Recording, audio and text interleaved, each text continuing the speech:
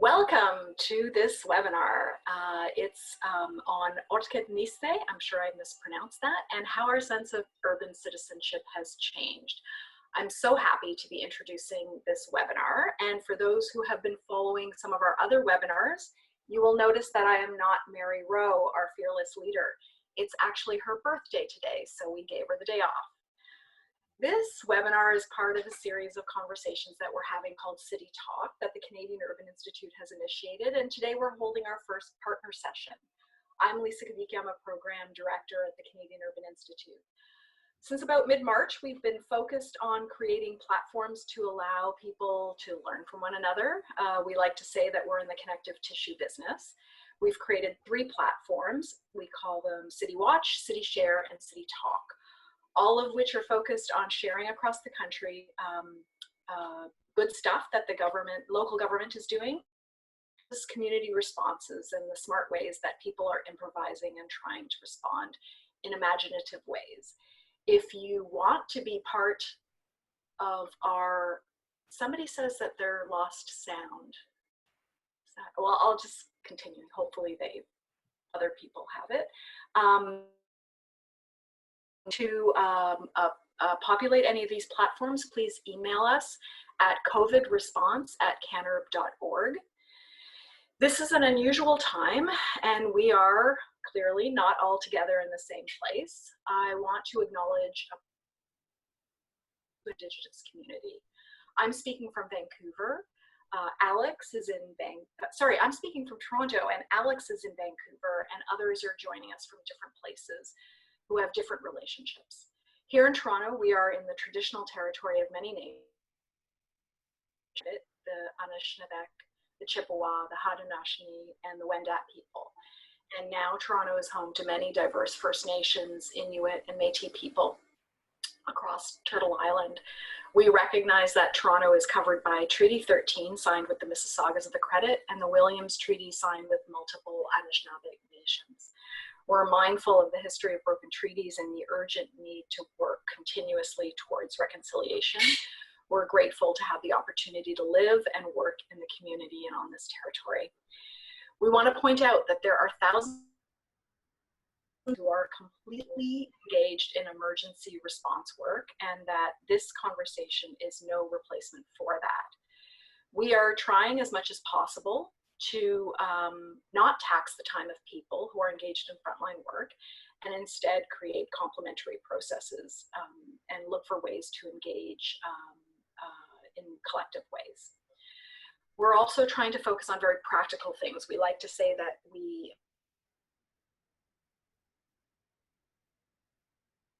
recording this session, we have a couple of students who are listening in right now, and we'll be working on extracting the key messages, and we'll be posting those together with the recording in the next couple of days. The chat function, so we ask that when you go to the chat function to just make sure that your arrow, there's a little thing that says that you can choose the option to speak to all panelists and attendees. That way everybody can see and participate in a conversation. It's also there where you can ask questions of the panelists, and the moderators will be monitoring that, the chat function. While you're there, why not tell us, why not say hello and tell us where you're from. We also are going to be live tweeting. We're going to be using the hashtag CityTalk. We're not going to be reading bios, but we will post the contact information for the panelists and moderators in the chat function. Okay, the housekeeping is out of the way. I want to thank our partners on this webinar, the Goethe-Institut of Toronto and 2 of Toronto and Canada's suburban university, the University of Toronto Scarborough campus, and the City Institute. At CUI, we've had long relationships with both schools, working with faculty, the schools themselves, and hosting and using many of their students as interns in our institute. I think it's really interesting that some of the most profound and important work related to cities, especially as it relates to equity and citizenship, the topic of today's session has come out of schools that are not in the downtown cores of cities. The suburbs are often where some of the most concerning, pressing issues around cities are centered. Housing, mobility, poverty, and the real vulnerabilities that, of course, we see that are showing themselves so much in this pandemic. But it's also, these are also the places where some of the most interesting community-based and neighborhood solutions are taking place. And with that, I'm going to pass it on to our co-moderators for the event, Professors Ahmed Allahwala and Roger Keil. I'm going to take my leave now and pop up again just for the last few minutes of the session. So cheers. Thank you, Lisa, and thanks for the land acknowledgement to those of you outside of Canada, unless you also live in Australia.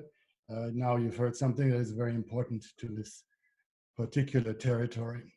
I welcome you all to this webinar. My name is Roger Keil. I've lived in Toronto for 29 years, but originally I'm from Frankfurt, Germany, so I have a vested interest in this conversation today for historical reasons in my own life, and we'll come back to that later on. Ahmed? Yes, good afternoon. Good faculty member in city studies at the University of Toronto Scarborough. I'm originally also from Germany, just like Roger. I'm from southern Germany. I've lived in Berlin for many years before moving to Toronto, where I've been for the past almost 20 years. Myself, I should also acknowledge Jutta Brendemühl from the Goethe-Institut here in Toronto. All of us Germans in the city, we started talking about the slight but noticeable nuances between Berlin and Toronto in the way the two urban societies, the current pandemic, the way the public health measures were rolled out. We were particularly interested in how civil society negotiated these measures and what the implications were for urban society more broadly. We also noticed that the Berlin experience was receiving a little bit of media attention here in Canada by Canadians currently in Berlin, and we'll talk about this a little later on. So we were wondering, gee, would it be interesting to sort of bring together Berliners and Torontonians and folks from Vancouver to have a very intentional transatlantic conversation about life in this current pandemic moment in the two cities, and really with the spirit of learning from each other, in the spirit of reflecting and sharing ideas and impressions. So it's really wonderful for us to have this opportunity to co-moderate this session today.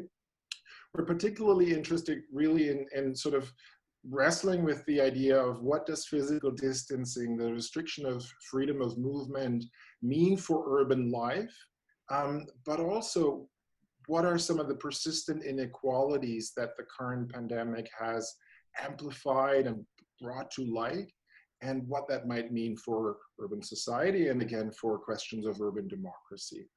So in a nutshell, this conversation really is about thinking about urban democracy and political possibilities in times of constraint, if you like.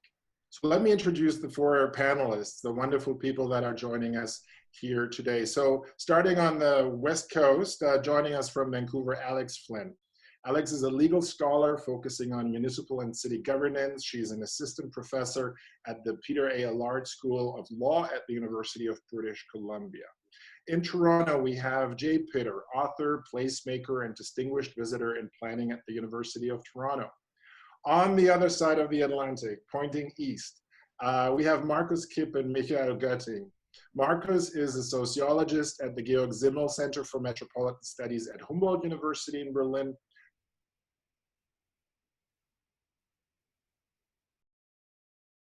And urban research, and I strongly encourage you to check it out when you have a moment. Last but certainly not least, we have Michael Götting, author, journalist, and theater worker based in Berlin. His novel Counterpoint was published in 2015. So once again, on behalf of Roger and I, we'd really like to thank you for joining us this morning. Roger.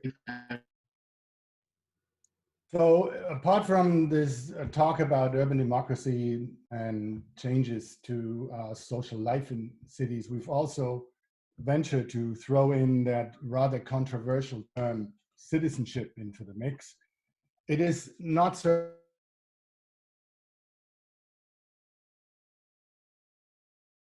that term adds much beyond the controversy around that term, but we need to clarify it a little bit. So citizenship for most people is an unquestioned privilege that comes with a national passport of one color or another. Ahmed and I are keenly aware of the significance of this meaning of citizenship,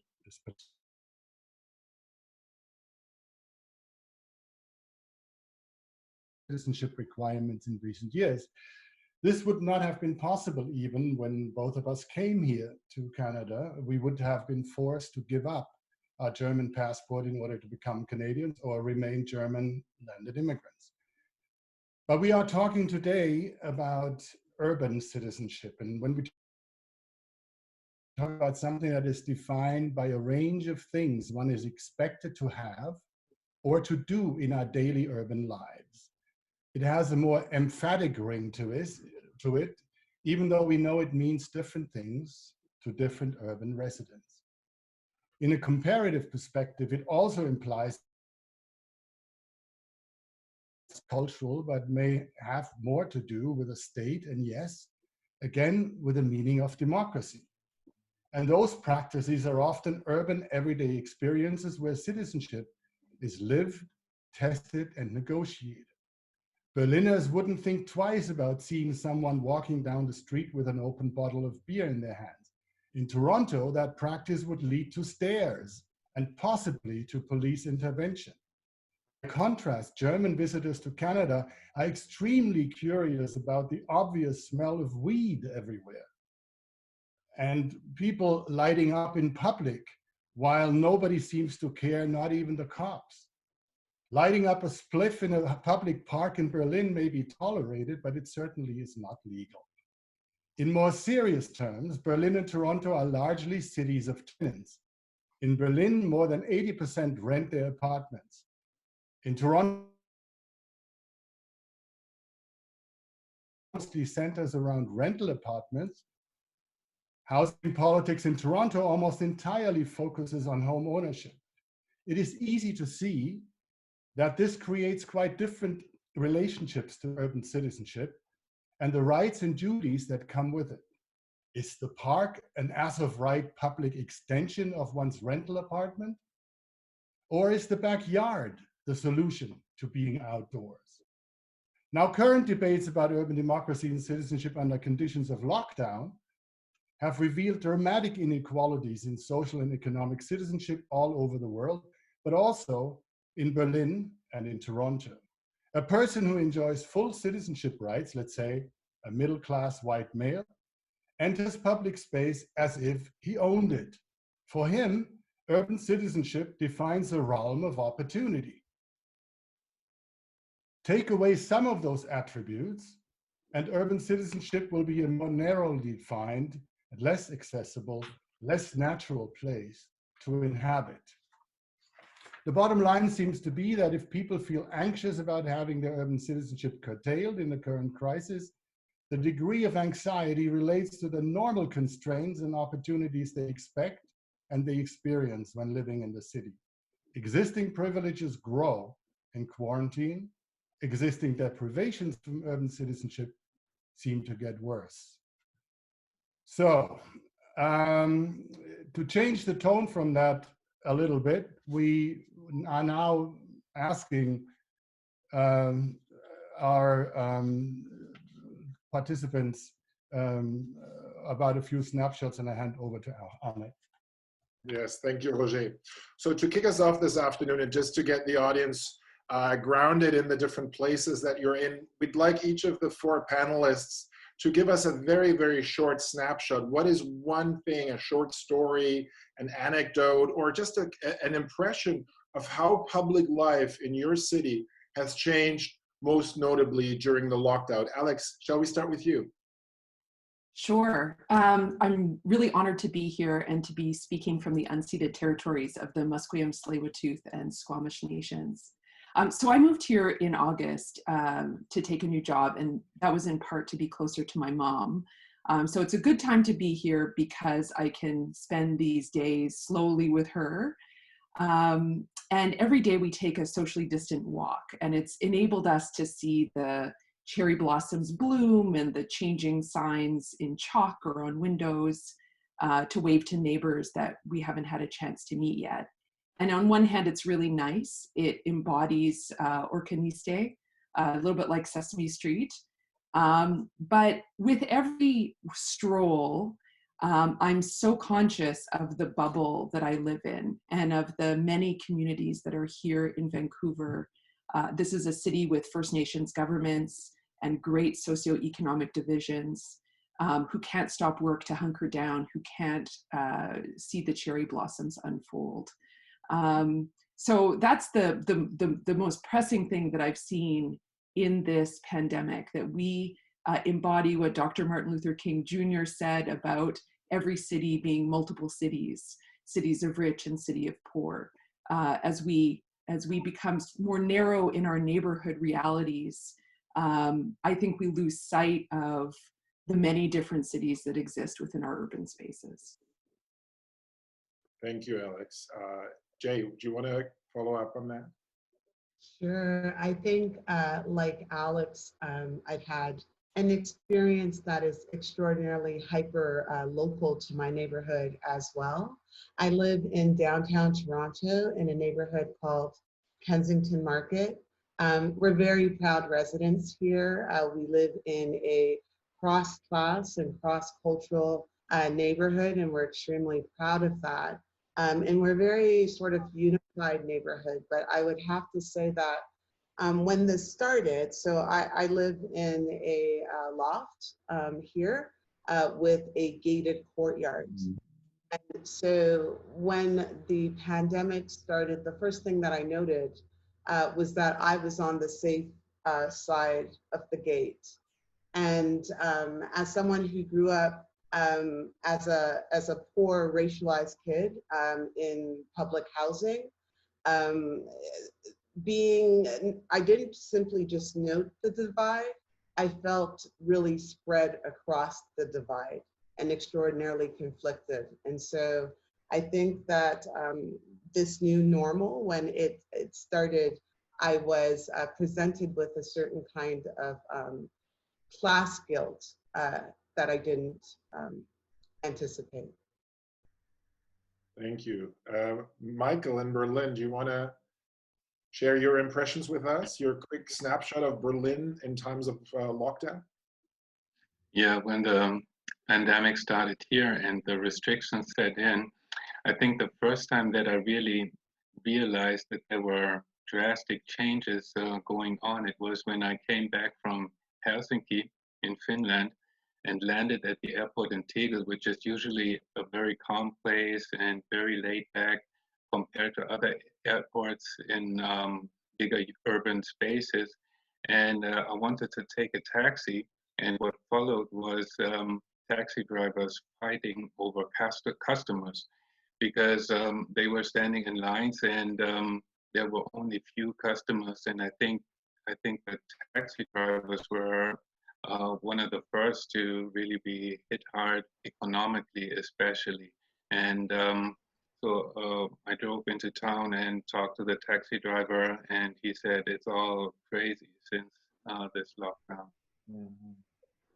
Thank you. Markus, do you want to share your snapshot impression of Berlin in these times? Sure. Good evening from Berlin. This is the first week to be back in my university office with limited access. But I'm happy to be able to go. Otherwise, I had, since the lockdown, I had few occasions to go outside of my neighborhood. I'm mostly in home office. My kids don't go to school. I have two small kids. Parents are supposed to homeschool. And there are obviously no offline public events happening, so few reasons for me to venture beyond my 1 kilometer radius for the past couple of weeks. But when I did, well, I guess let's begin with the positive thing. Like the most enjoyable thing was riding my bicycle on empty boulevards without fear of car traffic.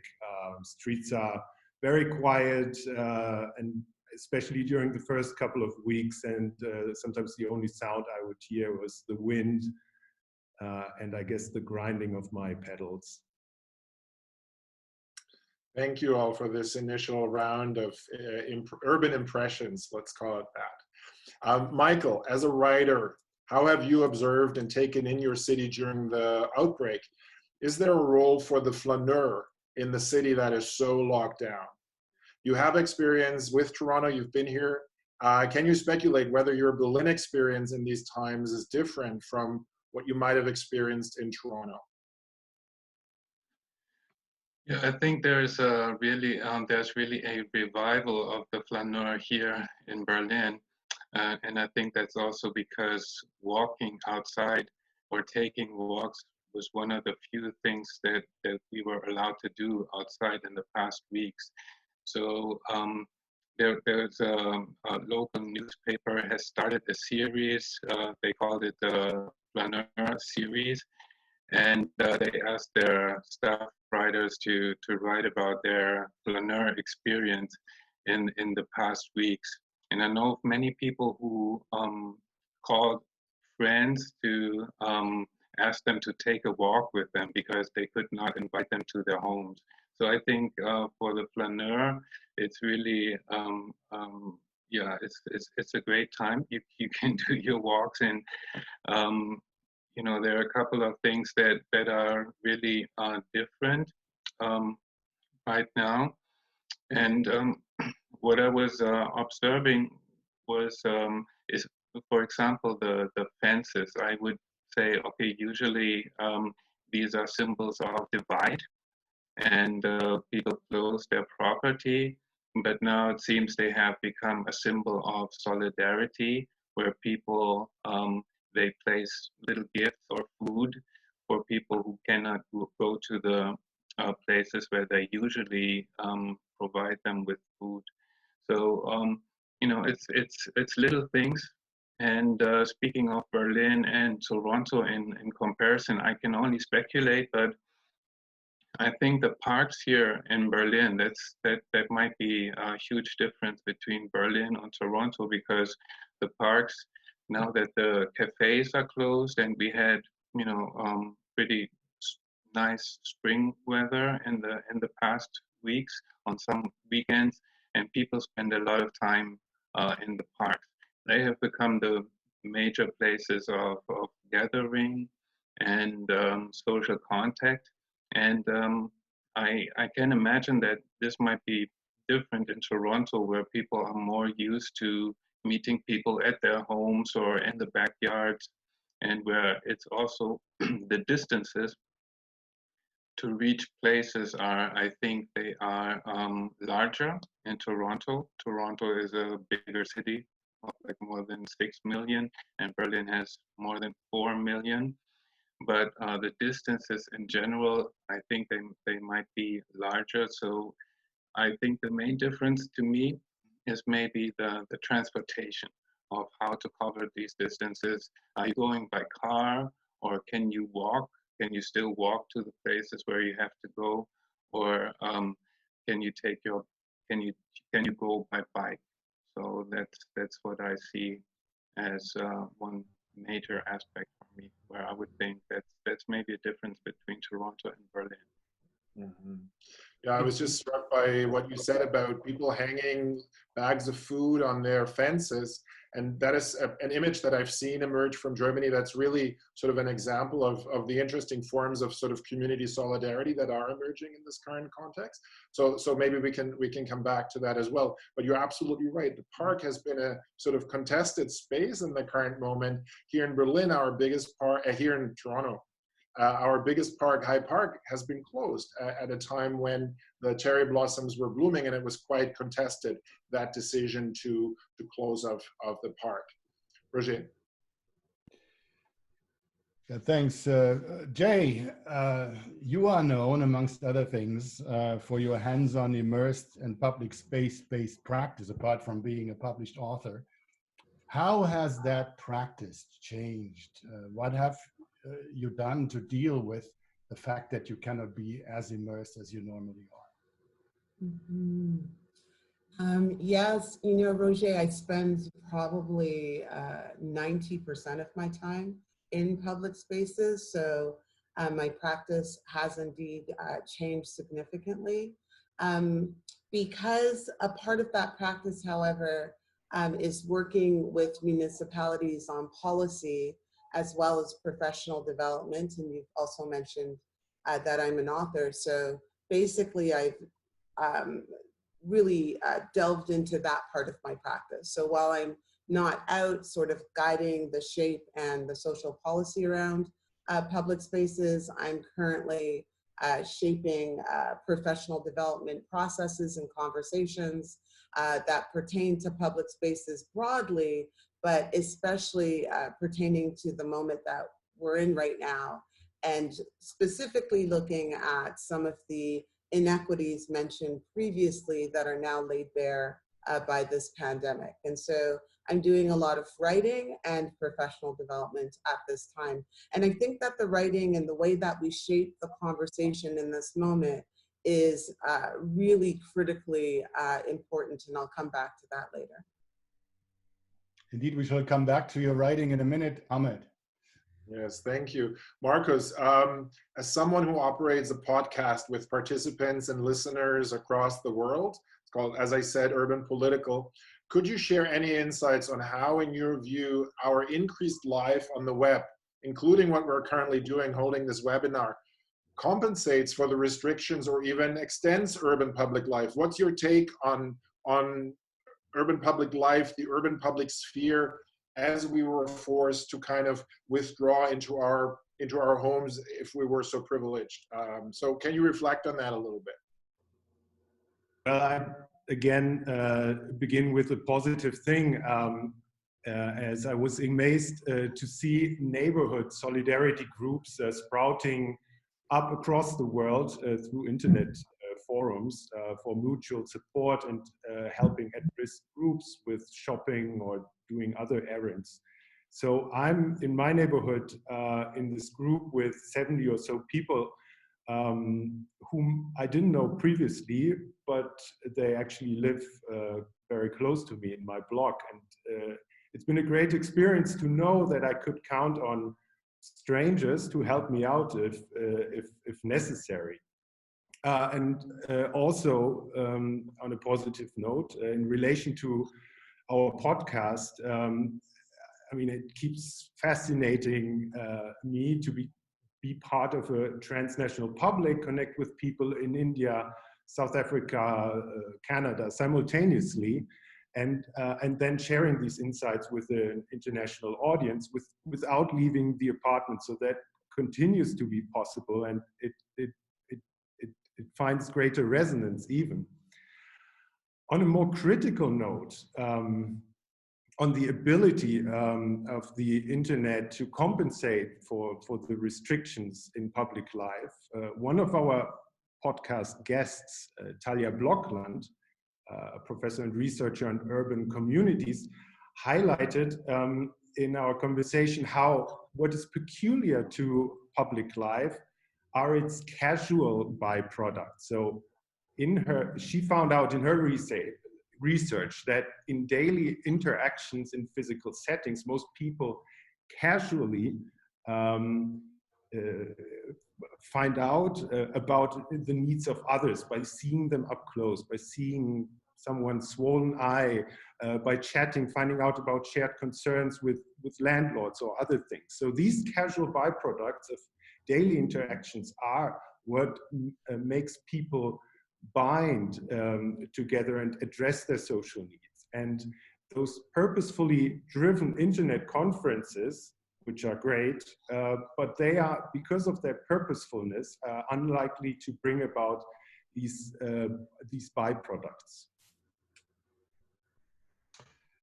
Thank you, Markus. Alex, as a legal scholar and urban theorist, what particular challenges do you see in this current moment? Are we seeing a continuity with similar crises in the past? Or is there something new about this particular situation? I think what's really clear about this particular pandemic is that it's exposing problems that we have long known have plagued our cities. So in that way, COVID-19 isn't just spreading a virus, it's spreading awareness of what is broken in our cities. And one thing that needs fixing clearly is city power, which I'm happy to talk about later, in terms of having enough power, enough funding to do the work that local citizens in its broadest sense are asking them to do. But an equally important, if not more important problem is how that power is exercised by cities. So it's clear that the social determinants of health, income, education, along with gender, race, and Indigenous status, to name a few, shape who is healthy, who gets sick, and who dies. And in our cities, we don't have the data that we need to show who has been most affected by COVID-19. So we can deduce who is most affected, those on the front lines, those who don't have the luxury of staying home or don't have a secure home. And we knew that these were crises before COVID-19 hit, that we had a tremendous housing crisis right in front of our eyes. So in the past, we've had pandemics like SARS and H1N1 most recently. And while smaller in scale, they too have shown the disproportionate effects on the most vulnerable people. And as cities and as societies, we learned something from those pandemics. So in SARS, for example, in 2003, we didn't have very good coordination. We didn't have the knowledge in our frontline workers to do the work that needed to be done quickly to stem the spread of that virus. So we've learned from that. Our governments have learned really important lessons about coordination and working together. But there are lessons that we have not learned yet for this particular crisis. So one is the importance of safe and secure housing. These are huge gaps that exist. And we need to fix it, because housing isn't just something that people need in general. It isn't just a need that people always have, regardless of whether there's a pandemic. It is actually what is going to curb the spread of this particular virus. It's having safe and secure housing. But the other thing that I think we shouldn't lose sight about, and it speaks to what Jay was chatting about before as well, is inside and outside, who's being affected that we're not really seeing. And in Vancouver, this is very pronounced in terms of the Asian community who are getting blamed for the spread of COVID-19. So before I logged on to this really wonderful conversation, there was news that yet another person of Asian heritage was attacked on a bus in Vancouver. And we knew from SARS that members of the Asian community were blamed as well for that virus during the time of SARS. So pandemics can strain the appearance of Canada as multicultural and diverse. It can strain existing inequities and crises that we have. And I don't think we have yet learned that from previous pandemics. Thank you, Alex. You were talking about the power of cities, and we will not talk about this right now, but just to see whether we can come back to this later on, is of course what you don't mean when you say that is the power of policing to be increased, because there were some people on the chat line observing that they see that there is more presence of the police in public, but maybe we can come back to that later on. I have also myself noticed that they're very present in the city. But we want to again switch our conversation just a little bit to the comparative angle again, and let you speak to that. On March 25th, the Berlin-based artist Skylar Braden Fox commented in Toronto City newspaper, weekly newspaper, Now magazine, on their experience of the lockdown in Berlin. They write, I quote, "I've always found the German penchant for policing one another irritating, until COVID-19 came to town. For the first time, I feel grateful to live in a culture that takes rules so seriously, end quote. A couple of weeks later, another Canadian, the journalist Doug Saunders from the Globe and Mail, who currently also lives in Berlin with his family, observed the situation in Berlin slightly differently. He wrote in the Globe and Mail, I quote, "Trust between governments and the governed is at the center of this pandemic response.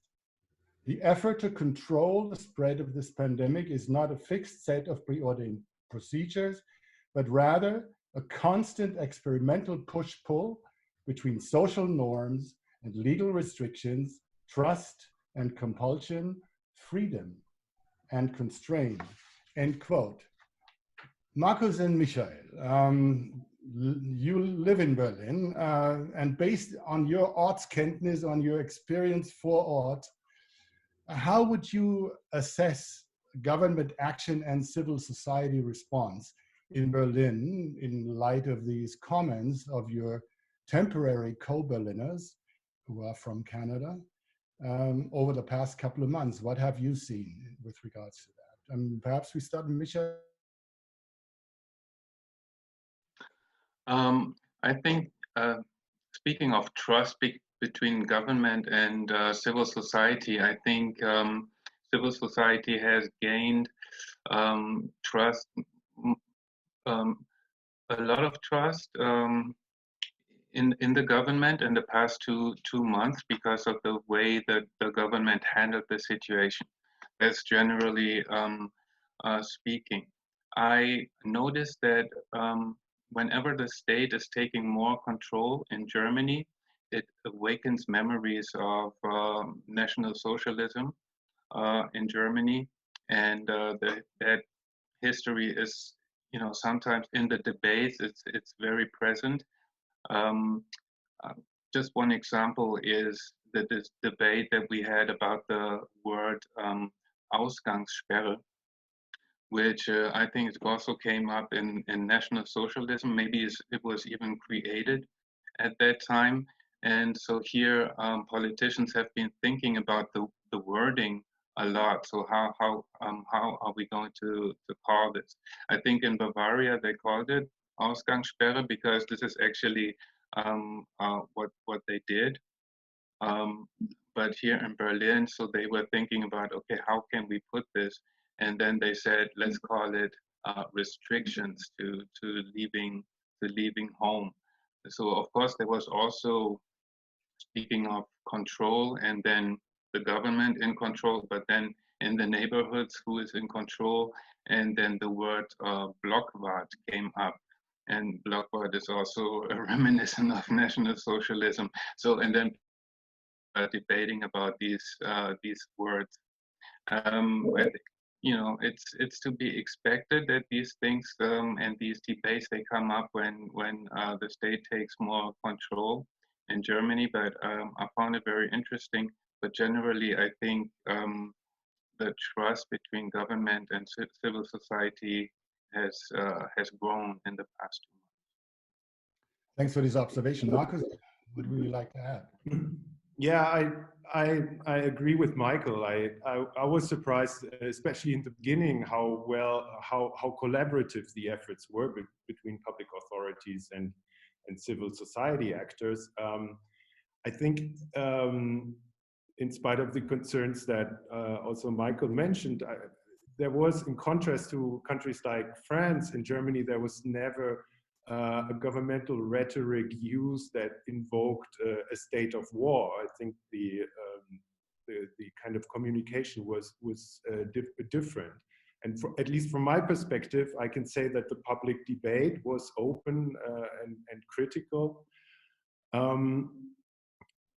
In terms of this relationship between civil society and state, I heard a well-known German sociologist, Heinz Bude,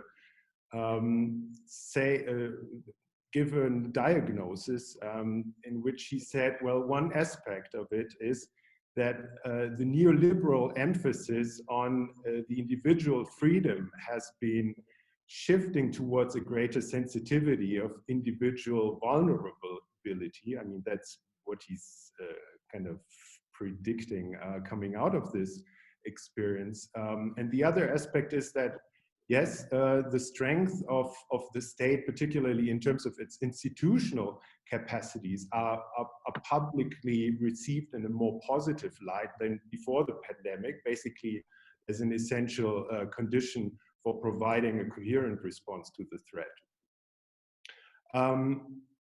I should also note that in addition to the public health response of the state, there have been also some measures to address the vulnerability of citizens through subsidies for small businesses or self-employed, a stop to evictions for the failure to pay rent, and a deferral of those rent payments, and a somewhat better access to a broader population, for a broader population to social welfare money. But let's not forget that at the same time, if we put this relationship in a positive light, this government has, without much debate, has suspended the right to asylum and has been really incapable of finding a proper response to resolve the humanitarian crisis that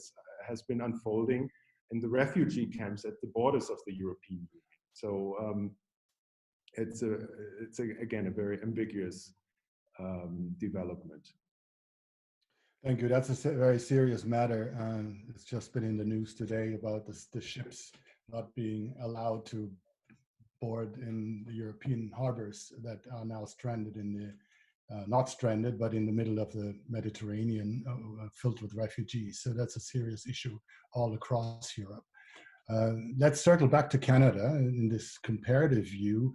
Alex, perhaps, given we just, Markus also just touched on some more constitutional matters and questions of politics and the state, what is your observation with regards to these issues?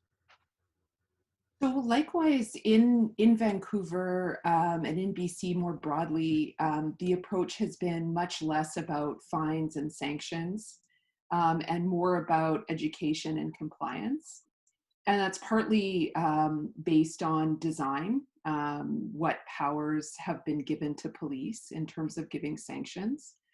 There's a great article by Harsha Walia, who's the executive director of the BC Civil Liberties Association, who spoke about how positive that approach is, an approach that emphasizes civic responsibility, clear and accessible information, rather than over-policing. And it seems like that's what is happening in Vancouver.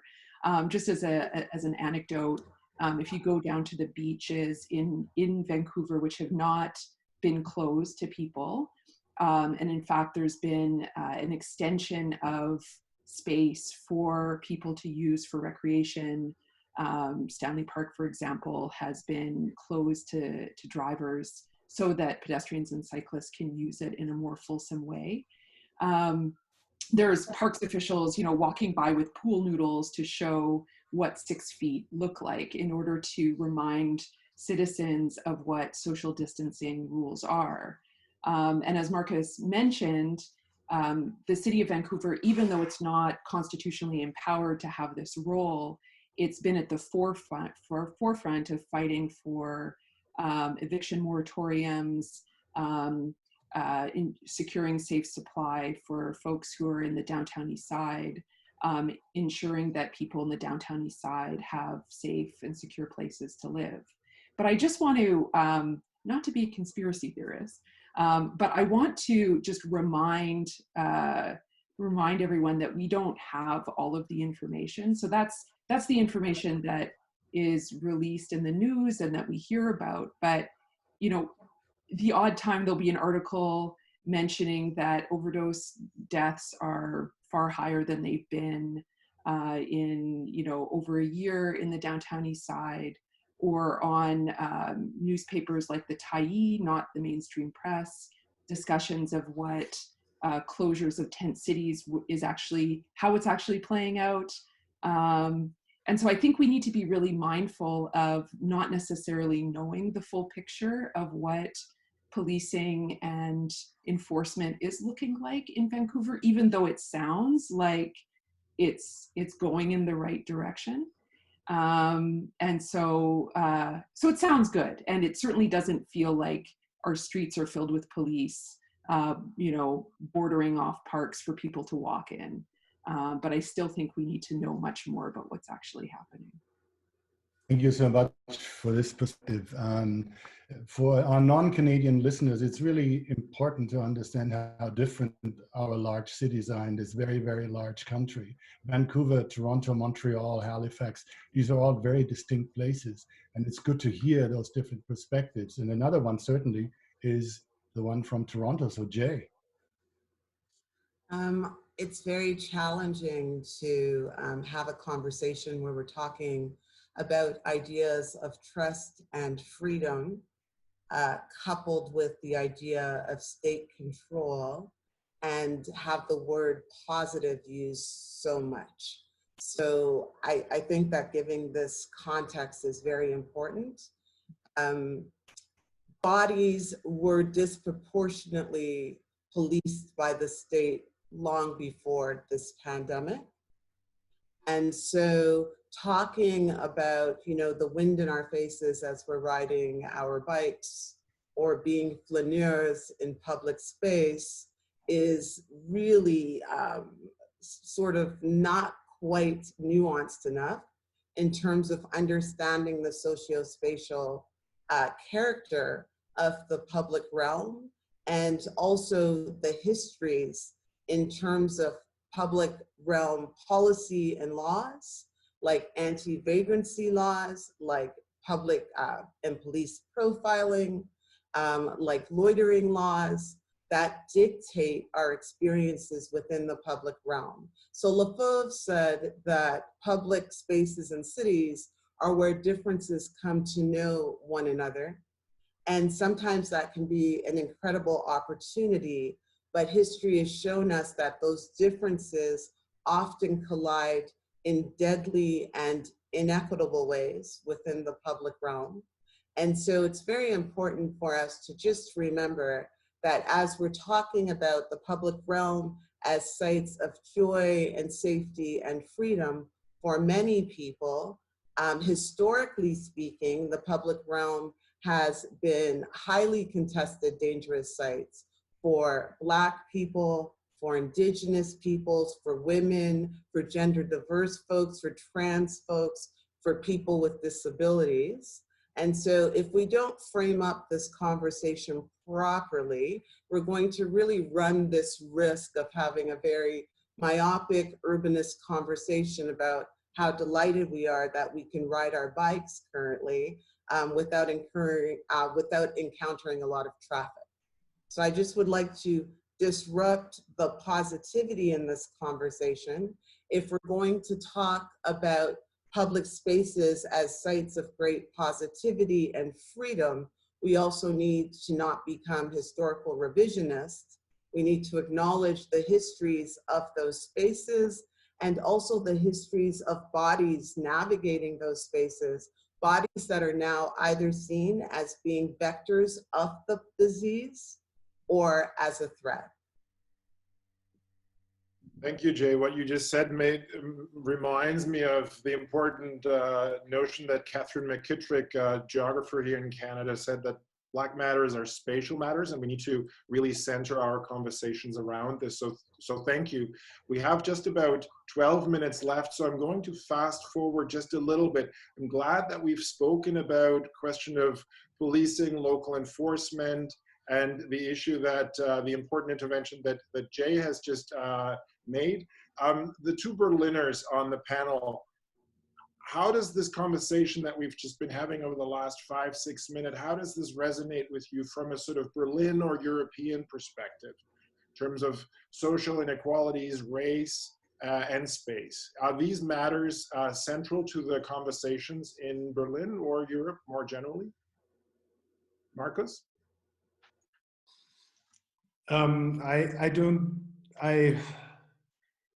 at least in the mainstream public discourse, there's not much talk about the racialized inequities that are being exacerbated through the current moment.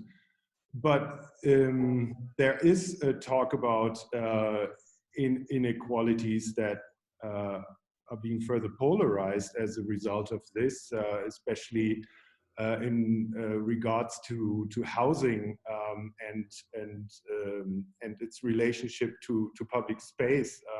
So it's obvious that in this city there's also inequities in terms of the housing space per person, from neighborhoods with 90 square meters in some areas per person and to 10 square meters in other neighborhoods.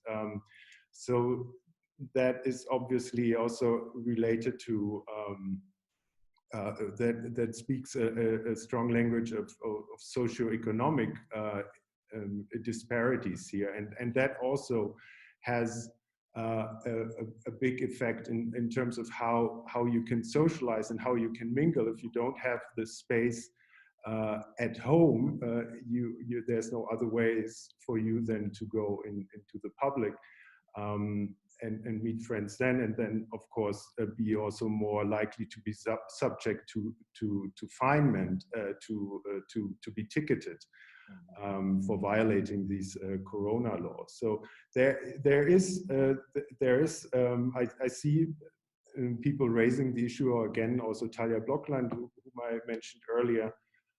So that's what I would say right now. Right, thanks. Michael, sorry, do you want to jump in and share your perspective on this issue from a Berlin perspective? Oh yeah, I think it's a very important topic to talk about inequalities, and I think that there is not enough debate about this, not enough public here in Germany. So I read the report from the Anti-Discrimination Agency, and the things that you can read is very much like what Alex said about Vancouver, that for example, Asian people, they get blamed for spreading the virus and being the ones who spread this, who made this pandemic. And I can also talk about the Black communities here in Berlin. And the Black communities in Berlin, they are very concerned about racial profiling. When the decision was made that police is now able to check people's identities on the street, and everybody has had to carry their papers. I think they changed this decision here in Berlin because there were politicians who said, let's not do this to make people carry their papers, because it's going to expose people who don't have legal statuses here in Berlin, and we give too much power to police. So I think it's a super important topic, which is not enough talked about here in Berlin. But I think that maybe after the pandemic, we will hear more about this, especially also from anti-discrimination agencies and activists. Thank you. So it's a very important topic, and we really are mindful that we only have an hour at this point, but it's important to set those markers. And we will, as Lisa said at the beginning, there will be a write-up, and we will make sure that we put all these important interventions into the write-up, and hopefully this webinar can be an important intervention in the debate and can be continued beyond today. What I'd like to do now, given that we only have about 5 minutes left, I'd like to raise one important point and ask each panelist to very briefly, and with very briefly I mean, I hope it doesn't sound rude, not more than a minute or so, respond. I'd like to hear your thoughts on politics in public space. So I'm thinking about rallies, I'm thinking about protests, I'm thinking about occupying public space, which has been traditionally a very important form in the political repertoire of movements, of social movements, of protest movements. Over the last few weeks, we've seen anti-lockdown rallies. Across Canada, it started in Vancouver, we've had a few here. Interestingly, in Berlin and across Germany, they've popped up over the last weekend with significant participation of people in the thousands. Most often, these are sort of people on the right end of the political spectrum. One could even say far-right groups are involved in organizing these rallies. There's strong libertarian, conspiracy theorist presence there. So this is a conundrum for Roger and I, and as we're thinking about urban politics and as we're thinking about the urban as a political space. You know, we've been asked to socially distance. We do it in solidarity with vulnerable frontline workers, with vulnerable populations. We do it to protect ourselves, our community, our families, right? But how should we respond to the fact that certain groups are moving into public space, making a very particular political argument about reopening the economy, while most of us, in fact, I would argue all of us here today, are still staying at home, observing the physical distancing. So how do we make sense of protest and political interventions in public space in a time when we're asked to stay at home? So very briefly, can we maybe start with Jay? Would you want to respond to that? I actually don't have the luxury of following the white supremacist sort of public space protest because people in my cultural community are being re-traumatized and forced to protest in public space because we're being murdered on these streets that we're encouraging everyone to go out into for fresh air and recreation. So I'm not sure if everybody on this panel knows that Ahmed Arbery was out for a jog, having the kind of run and outdoor experience that all of the urbanists say that we should be doing to get through this pandemic in a good way. And he was chased down in a vehicle and murdered on the street.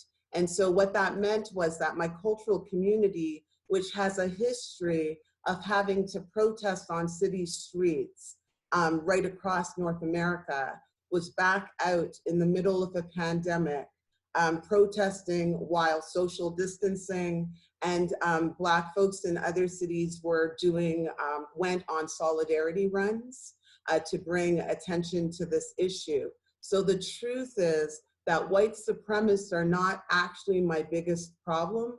My biggest problem are neoliberal urbanists who will not center race and class in this conversation that we're having about the public realm. So I don't want to wait until after we get back post-pandemic to have this conversation. We need to center race, class, gender, disability in the conversation right now if we're going to actually realize this new world that we are giving lip service to post-pandemic. So I don't know what's up with the white supremacists. What I do know, though, is that people in my cultural community are being re-traumatized, murdered, and forced to protest in streets so that we can go on a walk during this pandemic.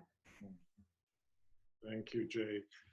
We have just about 4 minutes, so I'm going to give each panelist an opportunity to respond, to share their final thoughts about what this pandemic means for us. So, Markus, very briefly.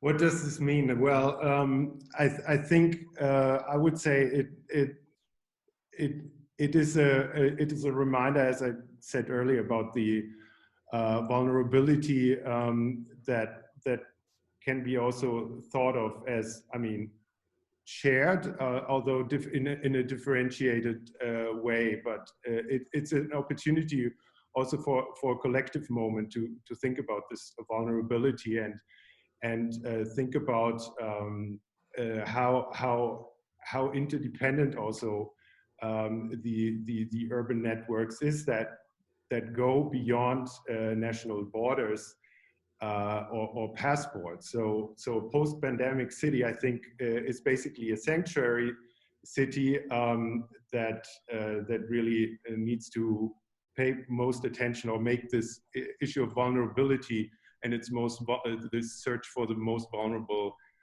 social groups as a key political pillar. Thank you. Michael, what's your final thought on this topic and your vision for the future? Yeah, I think I'm afraid that we will go back to normal after this pandemic in many ways, and I think we should really make sure that we address certain problems in our societies. The problem of inequality is surely one of them. I think it's also populism, which is very much connected to the rallies that we see, I think. And I think it's going to be important to look at how we get the information out to the public and into the space, into our societies, so that people at least have the chance to change their views and change their minds. I think that we have seen that society and government, they are able to change things and take measures very quickly. And I think we should apply this to many different fields that we have to address. This ability to take the challenge and make changes. Thank you, Mike. I see Lisa has popped up again. Hi, Lisa. So that means we're at the end, but I want to give Alex the last moment for maybe 20, 30 seconds to say, what are your thoughts on the current moment and perhaps a post-pandemic city, a post-pandemic Vancouver? What are your hopes, your aspirations? What are the political possibilities that you see? Well, I hope Jay becomes Prime Minister of Canada. But just to leave it in a tiny note, I think we're in early days in this pandemic, and thinking about the post-pandemic city means recognizing that this crisis is one of many crises that we have in our cities, and Canadians need to get their heads around the fact that there's so much inequality and racism in our cities, and this crisis is just exacerbating the inequalities that we have. Thank you. Roger, do you want to Okay, say? I will just quickly jump. Yeah, I'll just quickly jump in to close things off. Thank you to all the panelists. You were terrific, and thank you to everybody. Because I don't know how anybody goes after Jay does that mic drop. Really important conversation, and we've been having these webinars over the past 6 weeks or however long it's been, and we really some of us anyways are recognizing that we can't waste this disaster. We need to change things for the long term. So with that, I will invite all of you to check out our website. We will be posting the recording. I didn't have really any sound issues, so for those who did, hopefully the recording will clear those out if you want to check those out again. Thank you to the Goethe-Institut and our two university partners, UTSC and York University. Thank you, everyone. Cheers. Thank you. Thank you very much. Thanks, everybody, for your wisdom.